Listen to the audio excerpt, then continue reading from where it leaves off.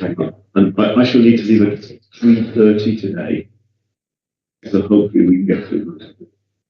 Thank you.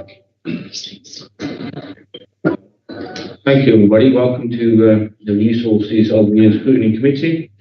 Today, I'd like to advise everybody that this meeting will be webcast for live or subsequent broadcast via the Council's YouTube channel. And that members of the press and public may record, take photographs, except where there are confidential or exempt items. Item 2, we have apologies from Councillor B and also Councillor Wood. And members are reminded that they must declare all relevant pecuniary and other registrable interests arising from any business to be discussed at this meeting. If there is a pecuniary interest declared, the member must not participate in any discussion involving the matter and must not remain in the room unless they have granted a dispensation.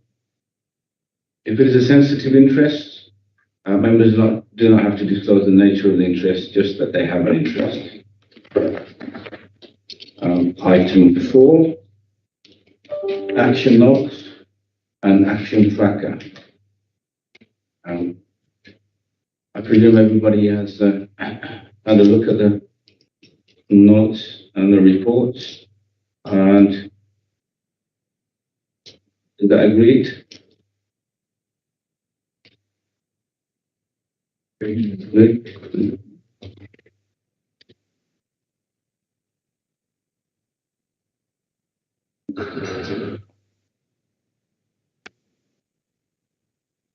All right, we have changed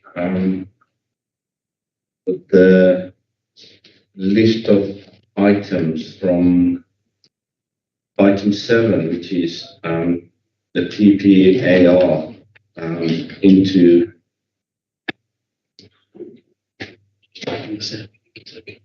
getting the technician having a check at the IT.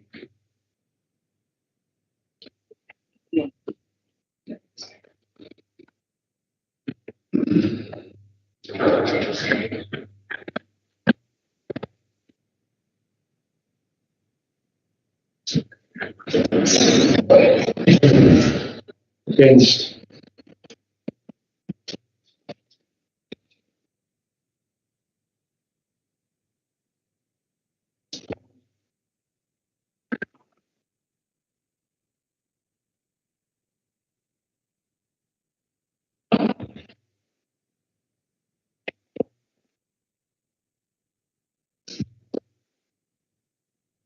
I was a bit so subtle.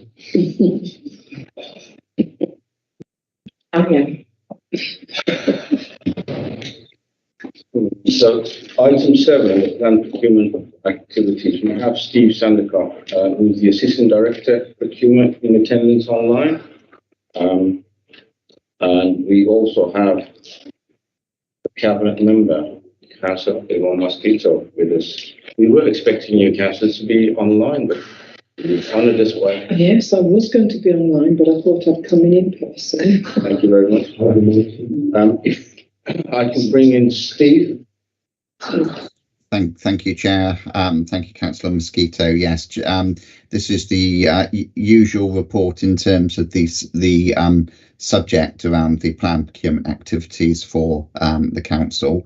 But obviously the subject matter changes on a monthly basis. So within the report, there are no non-key decisions taken forward on PPAR this month, but there are 10 PPAR decisions that are to go to Cabinet on Tuesday of next week, and happy to take any specific questions that you may have on any of the individual items in the paper. Steve, any questions or comments from members?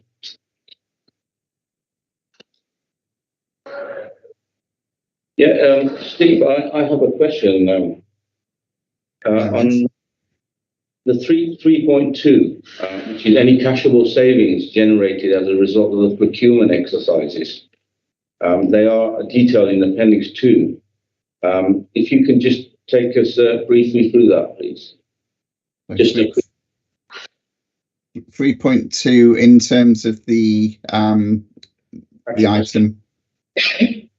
Yeah, item 3.2.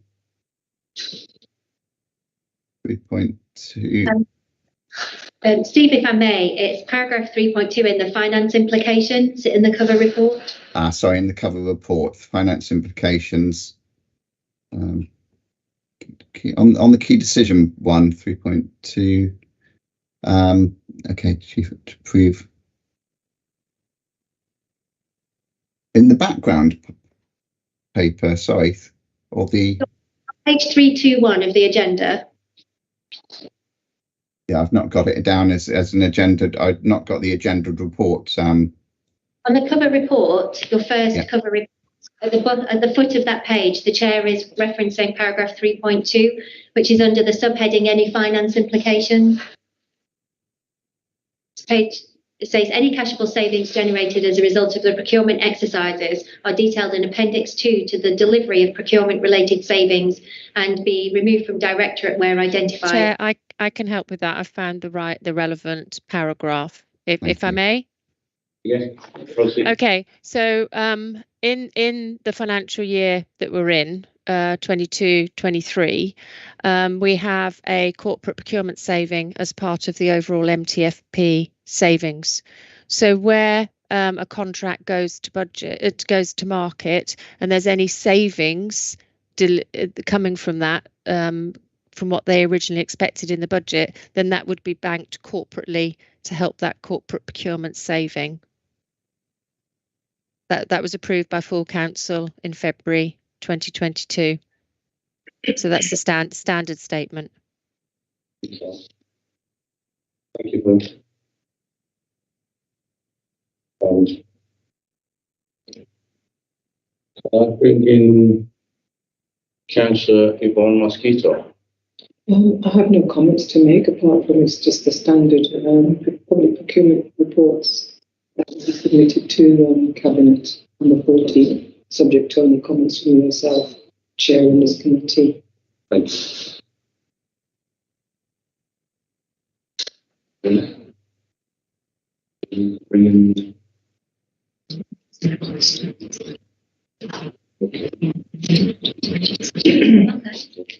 Chair, if I may, I'm just going to check if Alison has arrived.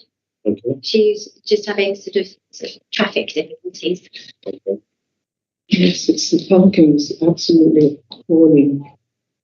Well, your colleagues have taken 2 minute parking spaces out of Edmund Street. I absolutely agree. Which is so sad because through the chair, I had to get a taxi in because I couldn't find parking. So I had to go back. It's terrible. Oh, they're your colleagues also. It hasn't been subject to a group decision, Chair. So I will defer. I have no problem with the clean air zone. And I've stuck with that. I do have a problem with the removal of so many parking.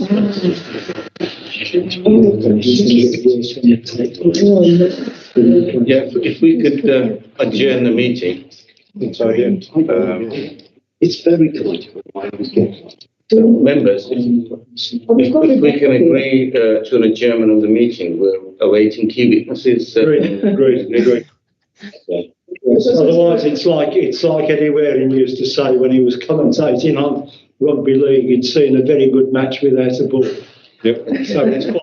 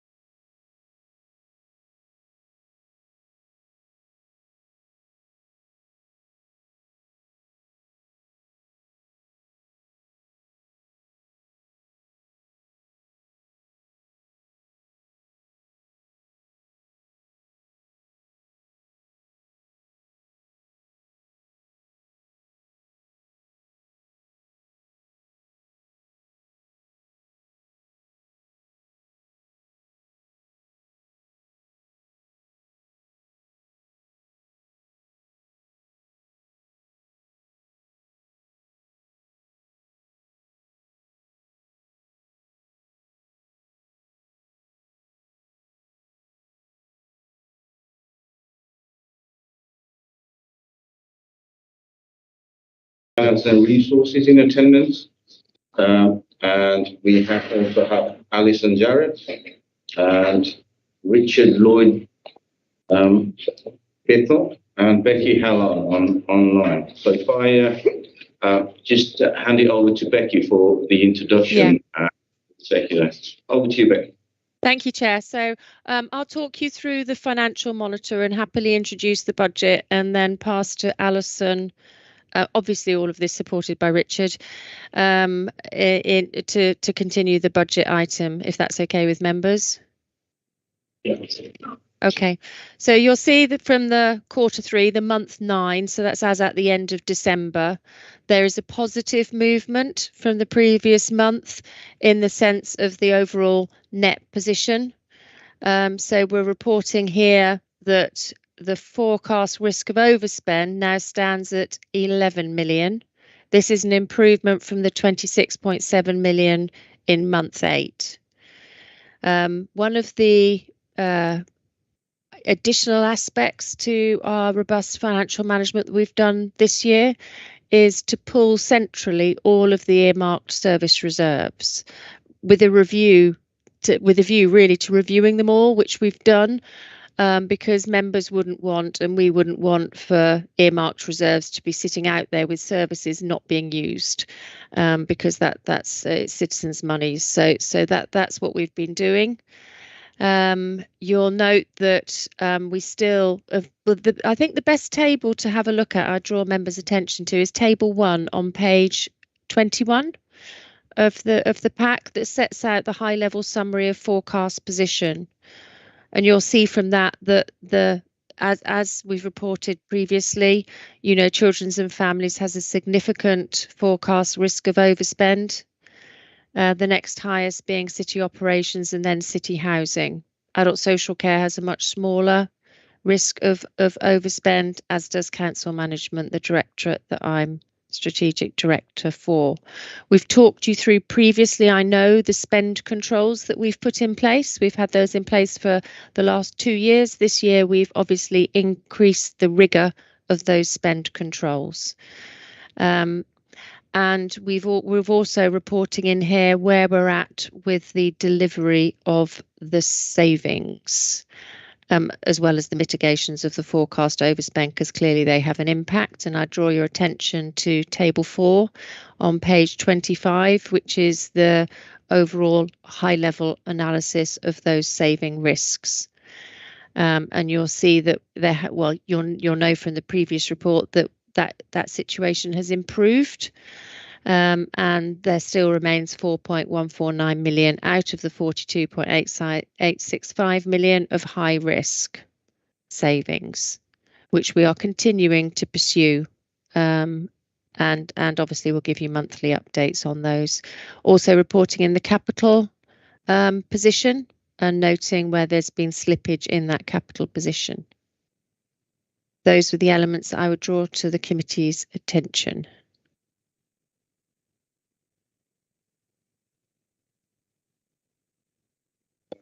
Thank you for that, Becky. Can I pass it on to one more? Do you want to take questions on that now, Chair, or should we wait until the end? And Can I present? yeah, go ahead. Yeah.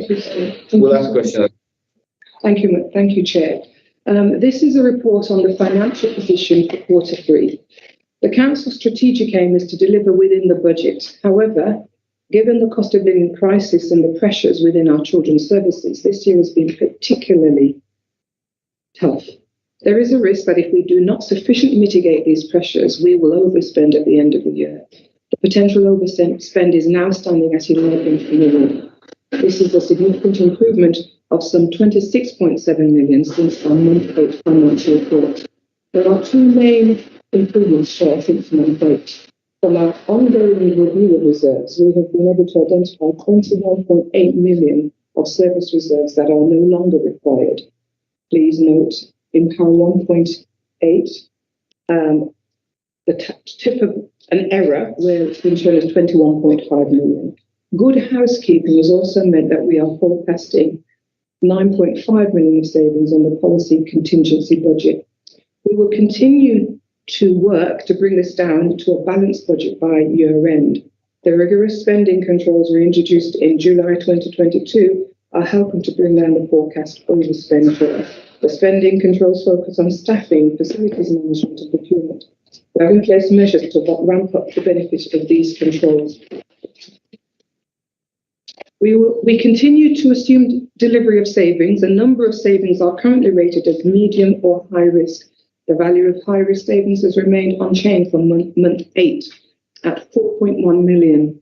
The Council's leadership team is working to ensure that all these savings are achieved by the end of the year. Any non-delivery will result in further risk of overspend. In terms of the capital budget, Cabinet will be asked to approve an increase in the capital budget from 2022-23 Chair of 5.1 million, resulting in a revised capital budget of 728.6 million. And also, please note the forecast capital spend is 581.9 million. There is an increase in slippage of 86.7 million from month 8, as set out in paragraphs 4.9. Work is being undertaken with directors and project managers to explore opportunities to reprofile and review capital projects. I would add a reminder that whilst the Council faces a very difficult year financially, it is in a robust financial position with strong planning processes in place, and unearmarked reserves remain healthy and within recommended limits. Thank you, Chair. Thank you for that, Councillor Mosquito. Before I bring anybody else in, I'll open it up to the members for any questions or comments. Councillor. Thank you. It's a comment more than anything. Although I have to say I'm disappointed that the high risk overspend are still not being eliminated. It's a problem that we've been living with all the way through the financial year today. I also note that when it comes to the Children's Trust, I've just punched the numbers in because it is on 2.4, page 23. It is quite illuminating that we've got 81 children in care with very complex needs. And that cost them up to £5,000 a week. It's a problem, but that in itself comes to £20 million. So it's a real burden. The one thing that struck me, and we've been through it with Treasury management before, but if you just take the figures at face value, one interesting thing comes out is that we are spending 29.6% servicing our debt. Now, if you multiply that out, and it's against the net revenue, so it's against £760 million, we're actually paying £225 million in round figures to service our debt of over £3.2 million. Billion. Left and right, a couple of notes. Now that concerns me because if you talk about the council taxpayers, we only collect £400 million off the council taxpayers. So it's more than half of the money that we collect from council taxpayers goes to service our debt. And it worries me, it really does worry me, because particularly at the council meeting on Tuesday, the leader was challenged about some of the capital investment in the city centre. And essentially he said, investment in the city centre is like being on the back of a tiger. If you don't carry on and hang on, you'll get clawed to death. But I also know that the capital spend projection for next year is £582 million net. So we're going to go along to the Public Works Loan Board and say, can we have some more money, and add to the problems that we've already got. I think really, I know that we're selling Lancaster House, but I think that we need to realistically draw up a list of all our assets that we can actually sell and reduce our outstanding debt. I really do think that we're in that kind of situation, particularly with interest rates going up as they are.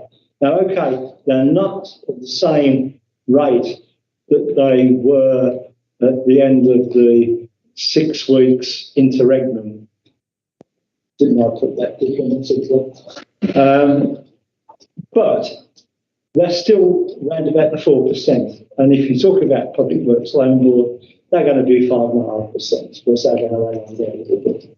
So I really do think that we're in a situation where we need, A, to look at our capital investment, and B, what we can actually realise as far as assets are concerned to pay down some of our debt. Because if we carry on at the end of, if we sat here at the end of next year, our debt is going to be of the order of £3.7 billion, just adding on what we're projecting to spend onto the existing figure. So I'll leave it at that for the time being. Thank you, Councillor Tilsley, for your input. Councillor Jenkins. Yes, page 21, which as Becky says, is a good summary of the situation. I really don't know how you can describe the projected overspend as 11 million. I mean, that is such a sleight of hand, isn't it? The projected overspend is 71 million, and then the rest of it, apart from the corporate budgets, is made up from reserves. So this is like me, having an income of £1,000. I spent £1,500. So I've overspent my income by £500. But the fact that I have some money in the bank account that I can use to plug the gap doesn't change the fact that I've overspent my income. It just means that I'm fortunate to have some savings to plug the gap. And that's what's happening here, isn't it? We're overspending 71 million, and we're taking money that we've put aside for a rainy day to plug that gap, which we have to do. But then let's not kid ourselves into saying the overspend is 11 million. The overspend is 71 million. And I think Councillor Tilsley's comments about the debt are spot on. It's not just Birmingham City Council, it's the whole country. We are in a desperately difficult situation. I mean, you know, as the leader describes it, as being on the back of a tiger, and you can't get off it unless you for fear of being clawed to death. But we're in a situation where we know the right thing to do is dramatically cut taxes.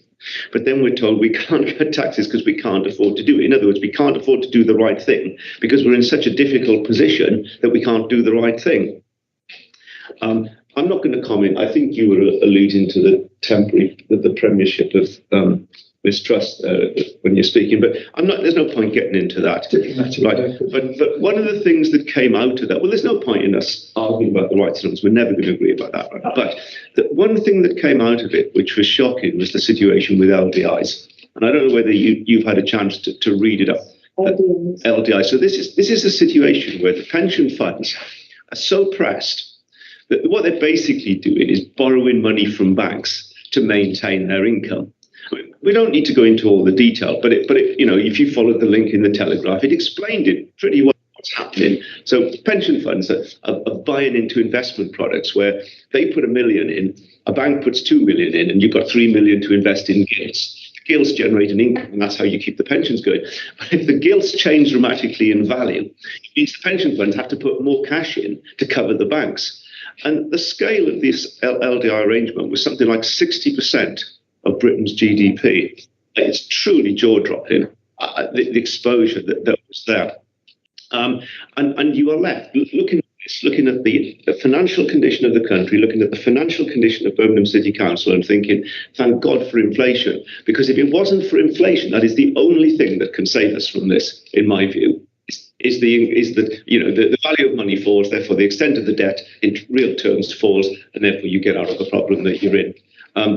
Tell me I'm wrong, Becky. Yeah. Through Through me, members, please. Right, okay. Ask Becky to tell me I'm wrong. Councillor Jenkins, I'm not about to tell you you're wrong in national economics, and I understand that. What I would say is, though, that I think what we need to do is correct the situation over the use of reserves. So when I first got here, the general fund reserve, which is your reserve to use should you wish to mitigate general overspends, was less than 4.5%. So I came to members saying it has to be 4.5%. That's the national minimum that anyone would ever accept for general risk. That reserve has not been touched and will not be touched. Okay, that's where we keep the financial rigour. However, the financial resilience reserve was set up very, very clearly, and it was approved by full council in February 2022 to mitigate specific risks. And there's a whole table against which we said these are the risks we're mitigating with this financial resilience reserve. That's over and above your general fund reserve, which is now at the right level. Okay, now there is a huge amount of management and rigour in that management of what that financial resilience reserve can be used for. It can only be used for those purposes as set out in the terms of reference for that reserve as approved by full council. So that we have only used that to cover extraordinary economic shock items, which no one could have foreseen, okay, which are not part of our general risk. So we have only released 36.378 million. That does not cover general overspend, such as you see in the table above, children's and families, city operations, that sort of thing. It's for very specific items, okay. And the COVID reserve is ring-fenced by central government. It can only be used for specific purposes, okay, and that is very closely policed, and it's policed by Public Health England through Justin Varney, our Director of Public Health. Okay, so that is only released for COVID purposes, and it cannot be spent on anything else and should be spent as it is being released here. It's not to cover the generality of overspends. So I would caveat what has been said and said that we have not used general reserves, which is what most authorities are doing, to cover any overspends. We absolutely have held that sacred and central. Okay, so the use of the finance resilience reserve, which is the biggest figure there, and the COVID reserves is purely for those purposes, as is the release of the cyclical maintenance reserves. And as you heard me said, we've even now centralised all earmarked service reserves as well and done a rigorous review of those. Thank you for that, Ricky. Sorry, can I just take one further point? Okay, I think we understand each other in terms of what we're saying. We probably don't agree with each other. Right? It's surely right. The only answer is to cut spending. Right. You know, I mean, the same applies nationally. We have to cut spending. We have to cut the amount we spend as a country, and we have to cut the amount we spend as a city council.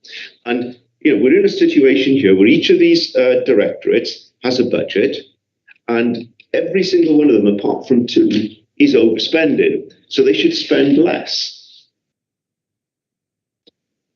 Chair, would you like me to respond? Before you respond, shall we get Councillor Tilsley in? Well, some of the problems that we are faced with are statutory responsibilities, unfortunately. And it is the Children Trust that is one of the statutory responsibilities. We've got to look at, we have to look after children, particularly children with special needs in need placement. And we are in the horns of a dilemma, and I don't disagree in part with what Councillor Jenkins is saying, that we need to get the budget in line with the income. But there are so many extenuating circumstances that make it so difficult with statutory responsibilities. And we're just on the horns of a lamb. That is why I was making the point about capital spending and the interest that it is taking to service the debt. Because if we can get to grips with that, we free up money to do some of the statutory responsibilities that we have, like looked after children as corporate parents. So we are really on the horns of a dilemma. Thank you, Councillor. Becky? Yeah, just a couple of issues there, because I realise also I didn't cover off the capital with regard to the debt. So the capital programme is not purely funded by debt. We get central government grants for it. We get grants through the CA, the big block capital grants, etc., PFI credits, all those sorts of things. So there isn't a direct link to the capital programme going up to the level of debt going up. So I just wanted to clarify that.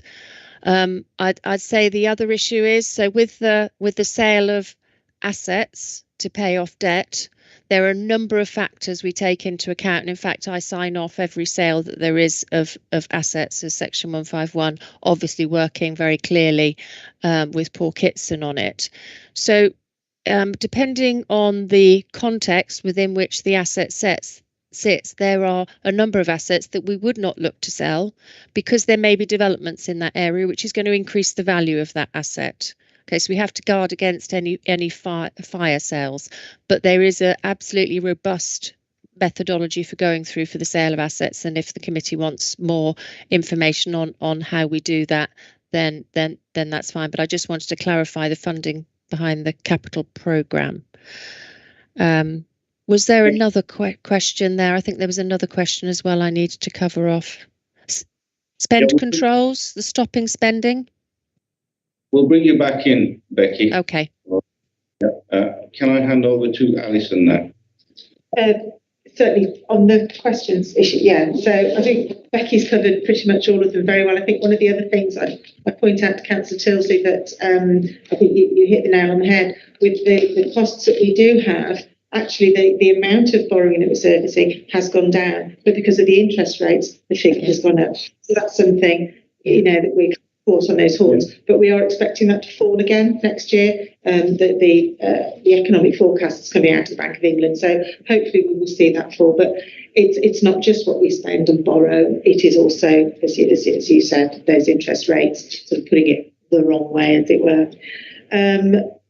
So I think Becky's covered your points there on the capital programme, but please correct me if I'm wrong. And I think the other thing to say is that with the forecast position, as in previous years, and as soon as it starts to sort of look at, there is a panel in place with very rigorous and strong spending controls across the council that all of CLT has signed up to and all of ECLT, and these panels will remain in place, and these are what have assisted in bringing the figure down to where we are now, and they will obviously stay in place. They're doing a good piece of coordinated ownership there.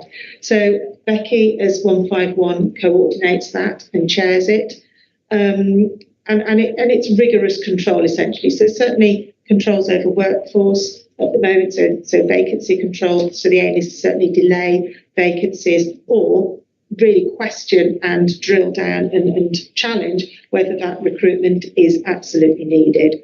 So the aim also is to remove the use of agency works and, reverse that into permanent where appropriate, and also to reduce and remove the use of interims and consultancy work. On procurement, I know we're going to hear from Steve later, so all controls apply to all contracts, including those live ones. So we are managing inflation and robustly going back to suppliers and contractors and challenging those, always with the idea we have to deliver value for money from these contracts. So that's an ongoing piece, and that's something that's being strengthened through Steve and his procurement team and the heads of category. They're working with the managers. And then for all spend really across property, facilities management, unless it's essential health and safety work, that has been suspended. So all that has contributed, if you like, into bringing down those pressures from the demand. That will continue. I think it's safe and in its robust financial management. That will continue into the new year. Thank you for that, Alison. I think for the benefit of the members of the committee, it may be helpful if we could have some form of a list of assets that we could have a look at and see, like Councillor Jenkins has alluded to, Just for us to have a browse, and It was Councillor Tilsley, I think, but it sounds like a good idea all the same. okay. And also if we can. Take that to property. I'm assuming property assets. Yeah. Yes. Thank you for that, Alison. Can I bring Richard in now? Of course. Yeah. Is Is this for the slides? we haven't got anything. There's no slides for the Q3 monitor. There is for the budget. Yes, apologies. That's for the next item. Sorry, Chair. Okay. All right, thank you very much for that. Any other further questions from members? Or comment? Thanks. Is that noted? Yeah. Moving on to item 6. The draft financial plan 2023 to 27. Can I bring in Richard on that? Yes, I'll just hand to Councillor Mosquito. Thank you very much, Chair. We will all be acutely aware of the economic context within which we are living, primarily due to or includes the recovery, I say in parenthesis, or the impact on the pandemic, the national challenge of the rising cost of living, inflation, increasing interest rates, increasing demand on our services, and the reduced government funding. Birmingham City Council, like many councils, is facing an increasingly challenging financial situation. As Councillor Jenkins said, the world is facing a challenging financial situation. These factors have been added to the pressures of the council's finances, both from the financial position in 2023 and the medium-term financial outlook. Despite these challenges, through extensive hard work, proposing a robust budget, we have achieved sustainable medium-term financial strategy. The proposals included in this report establish a balanced budget for a 4-year period, 2023 to 24 to 2026-27, Chair. Having taken a considered view of all relevant factors, this is the first time that the City Council has achieved the setting of a 4-year balanced budget, I'm told since 1974, in arguably the most extreme national and global circumstances. Birmingham City Council has identified savings opportunities in the 2023 to 24 budget totaling 48.9 million, Chair, with a further 48.2 million to be delivered over the period of the midterm financial plan. I wish to emphasise that these saving proposals will improve outcomes for our citizens. Workshops carrying out extensive due diligence has given assurance upon delivery of savings, and these have been followed up with business cases that set out clear delivery plans for all budget proposals. This budget reflects Council's statutory requirements to deliver services and align with Council's delivery plan. Thank you, Chair. Thank you, Cabinet Member. And I hand over to now. Thank you, Councillor Mosquito. I'll just share some slides now. Yeah. We'll present those to.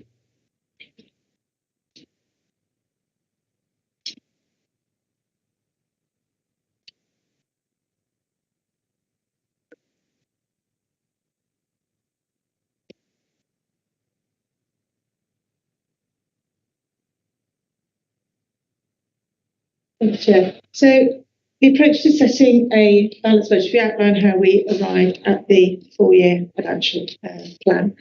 So obviously the immediate priorities of any plan are to set a sustainable and balanced budget and secure funding for the critical initiatives in the Council's delivery plan.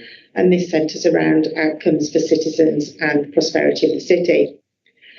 So in preparing the plan, we've put in place processes to ensure that the budget is robust, it is achievable, sustainable, and more importantly, we can deliver the services within the available funding. So Birmingham, for the first time, I'm informed, since 1974, has been able to recommend a 4-year balanced budget. I can't sort of stress enough how challenging the external environment is at the moment. We've alluded to it earlier in the meeting today, and obviously we're all aware of the inflation, the cost of living, and indeed post-pandemic recovery. We've had approximately 10 million net increase in the funding as a result of the provisional settlement and what we were expecting. However, to set the balanced budget, of course, with all the other pressures, we've been looking at innovative ways of creating efficiencies, and these are set out in the programme of savings in the report. The 23-24 budget contains savings proposals totaling 48.9 million. Now, that is a mixture of savings that are being delivered and have been aimed for this year from previous budget reports, and new savings put in place this year. And there is a further 48.2 million of these savings that will be delivered over the period of the MTFP, and they will come forward individually in quarterly MTFP updates and at future budget settings. There are robust mechanisms in place to ensure that there's accountability for the delivery of these savings, and progress against delivery is monitored on a monthly basis. These savings programmes are being delivered by a wide approach across CLT. Each of the delivery streams is headed up by a corporate director, and they are all serviced, and they're all working very well. So I think that's a big change that we've got, is that shared ownership and delivery. So we know we've got high-level risks. We've spoken about some of them earlier on. Children and families, we know that will be front and centre on any list of risks, and that's the homeschool transport, and as we're all aware, placement costs for looked after children. We also know that adult social care demand is increasing, and with those contracts come inflationary pressures and potential shortfalls in client contributions, as the clients themselves are impacted by cost of living issues, and then there's the impact of their cost of care requirements. We have at home and at work uncertainty over energy costs and inflation. And also we're seeing an increase in demand for housing. And again, it's very much in this whole horizon, the citizens become impacted also by the national economic position. We have general inflation aside from energy inflation. And, as a sort of a natural outcome of this, there's reduced income collection as people find it more difficult due to the economic crisis. This impacts on citizens, businesses, and we're seeing it today, impacting on our income streams too. So the business case approach. So we've seen from the outset, we can't just look at savings in individual services. We've taken a top-down approach and a bottom-up approach. So we've gone at it from all ways. We've looked at small savings that will combine to make a significant impact, and we've looked at major cross-directorate savings proposals as well. And these savings that we're putting forward there, we think they're ambitious enough to meet the overarching need, and crucially, they are deliverable at that individual service level. We will not be keeping savings in a corporate centre. Everything will be owned by a director and a service head. So the programme is underpinned by full project initiation documents. These are all in place. I've been checking some of them myself this morning as they evolve and develop. Full due diligence is undertaken, and robust business cases will be accompanied with delivery plans. And we're aware that some of those delivery plans require support and resource to implement. That also is within this programme. We will engage with the wider council, say through the task and finish groups. Those are cross-cutting groups. They're not directorate groups. It's headed up by a director, and in there you've got cross-cutting projects, and you've got heads of service, directors, support officers from across the directorate. So savings proposals for 23-24 are being consulted upon and planned with individual portfolio holders. The project initiation documents, the PIDs, have been prepared and do exist for the 23-24 savings, but there are also further savings proposals that are coming forward that officers and partners have already started to work on. So even though we've got a balanced 4 years MTFP, the intention is to bring these further savings forward on a quarterly basis as and when the project initiation documents, the PIDs, are worked up, so that we can implement them as we go through during the quarterly reports to Cabinet. We know we're going to face further pressures, so we're keeping this as an ongoing rolling programme. So the approach for the capital programme, so as you've seen, so the capital included in the budget is the capital strategy that's set out in a separate area of the budget report, and that's got the main influences for the capital programme and sets out how the resources have been applied. And as Becky has said before, yes, it is in borrowing, including borrowing, but it's also grants, and many of the wider city centre developments are partnership funded as well, so joint funding programmes there. Resources of 1.6 billion have been identified for the 4-year capital programme to 26-27, and as has been mentioned, resources of 673 million are budgeted to finance the capital programme over the coming 4 years, and that does include capital receipts from certain asset sales. And a programme of asset sales in place at the moment. We will bring that to you at a future meeting. As members will be aware, the council has to comply with the Prudential Code for capital financing and the Treasury Management Guidance. Those are in the report as separate appendices. We have planned borrowing of 602 million over the horizon of the capital programme, and that will increase debt costs by 24 million next year. We will use the flexible use of capital receipts regulations for the costs of some projects. These are the ones that are designed to reduce further costs. So transformational spend to save is a term that has been used previously, but effectively there where we're looking at a wholesale transformation of a service, and they qualify under government guidance for this type of funding as one-off. So sustainability, as I've mentioned, again, we will have a rolling budget, so we will regularly review that NTFP and report that quarterly. One important aspect is to ensure that the position is set sustainably and does not rely on or use one-off measures such as use of general reserves. I think, as has been said, however, that resilience reserve is there for something that we just are not aware of at this point in time, and that's why we keep such strong and high levels of reserves. And as it says there, so general reserves are healthy. We maintain our percentage at 4.5% of the budget. And we, as I said, we've got that financial resilience reserve in addition. We've also got a budget smoothing reserve because some of the savings, the timing doesn't quite fit with how we close our books and report. So if we know that the benefit is to either come up front or come in a later year, we will use that reserve to smooth it in the year in which we require it, and then it's taken from the following year. That's quite a standard way of managing timing issues. But we will, as ever, focus on a value for money and this medium-term transformation programme. What we are aiming for and what we will deliver is best-in-class services. Thank you, Chair.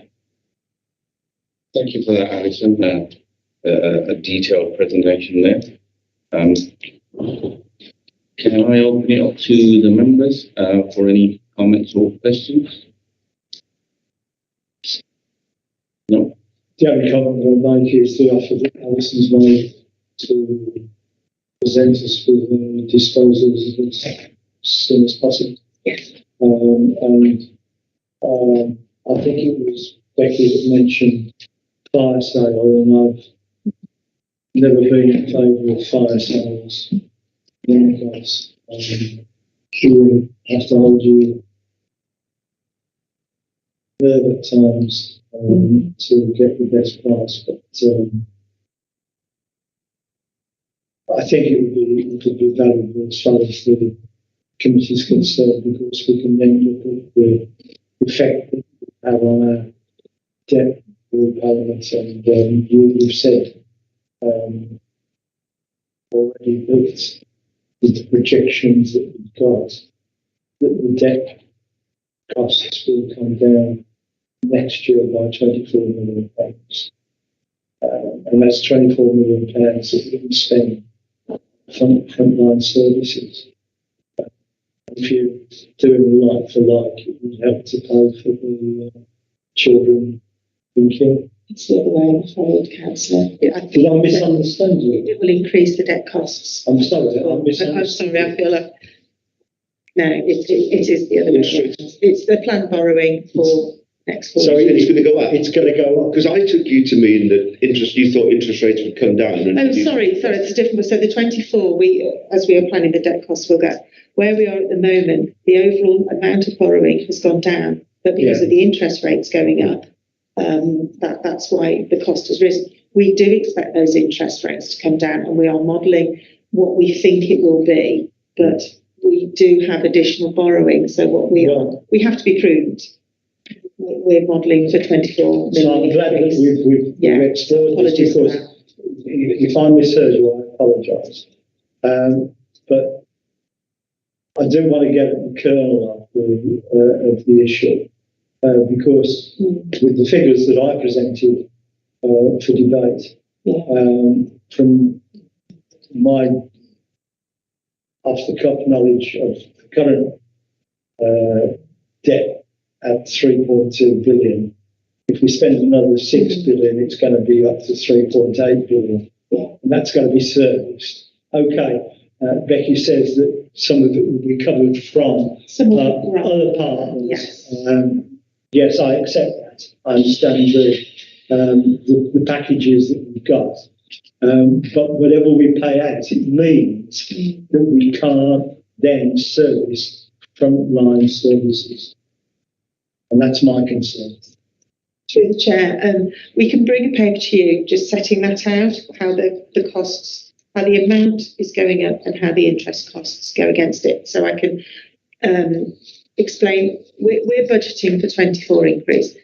What we can't do is take the best position on the interest rates and model that into the budget. It wouldn't be prudent of us. Right. Okay. But I can pull more out on that for you. And a list of potential disposals as well. Yeah, there is a disposal plan. I think as Becky said, and you've said yourself, the fire sale. Sometimes we're holding property and we're still getting income in on it. So we'll rent it out or keep the business that is operating perhaps on a temporary basis, whilst we're holding it for a future redevelopment. So we do that sometimes. Other times the market's just not buoyant enough and you don't want to sell the bottom. So there are various reasons, but absolutely I will ask the property manager or head of property services. Well, we've had in the past many interesting discussions with yourself as a Jones on the right time to dispose and not. We'll do something for you. We'll bring something forward on the planned disposals at the moment. We've got an asset. We've got that for the final set of accounts, and we'll do something that ties these numbers together. Okay, thank you. Through you, Chairman. Through you, Chair. I'll just ask one. Yes, Councillor. So you predict that interest rates will fall next year, which is probably a reasonable prediction, although by no means certain. It only needs another run on sterling for some reason, and interest rates could go back up. But also in terms of the commercial property, it's a very hard call, isn't it? It's very hard to know if it looks like that or if it looks like that. And the challenge with commercial property, which I think is what we're primarily talking about, is that with everybody now driving to work from home, it's not certain for me whether commercial property will ever recover, or maybe in our lifetimes. Who knows? It's impossible to predict, and nobody can know. So the only way that you can deal with a situation when you don't know what's going to happen is, edge the bets a little bit, sell some of it every year, and that way you mitigate the risk. So I just wonder whether when we look at this list of assets, you could sort of just take that into account. You know, the risk management of the fact that the graph may be going down, but it'll come back up if we wait long enough, or it may be going down for the rest of our lifetime. We just don't know. How do we mitigate that risk? Yeah, I think we have to take a prudent view, as you know, but absolutely we'll do that. And I have to say that is done. I think what we're seeing, and we'll be completely straying off the point here, is that there's so we've got people currently working on office demand and grade A office for the city centre. We feel it's quite buoyant at the moment, but things do move, as you say. You know, we've certainly seen London suffer from working from home. But there are different uses in city centres, and we're seeing in the Smithfield programme, we've got green open space, housing, mixed use, leisure, as well as commercial space and small business space. So there very much is developer demand for city centre. And I think if we sort of ride on the tails of the profile of Birmingham at the moment, you know, it does feel very positive. But I will absolutely take your point, and I will talk to people as we prepare this paper. We are in a unique and incredibly privileged position in that we can grant planning permission on our assets. So when we sell an asset, we can sell it with the benefit of planning permission to convert commercial into residential. There's nobody else that can do that. One might question whether that should be allowed, but that is the position that we're in. So I do note that it's not just simply a question of selling office for office use. After having read the draft financial plan 2023 to 27, can the committee agree to any recommendations or any comments to cabinet? Okay, so that's agreed. Yeah, I agree. I'm not persuaded that we have not. We need to cut spending, in my view. And so I reserve my position. Thank you for that, Alison. And moving on to item 8, which is the work programme. We have a different work programme. Is it agreed? Agreed.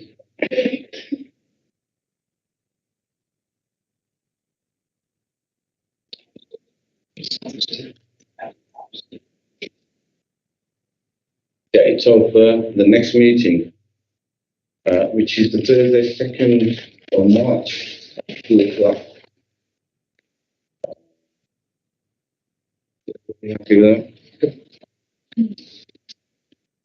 Are there any calling or council calling or any petitions or anything? Yes. Any other urgent business? No. Authority to chair. Great. Thank you for that. Thank you very much for your attendance, Cabinet Member Alison, Richard.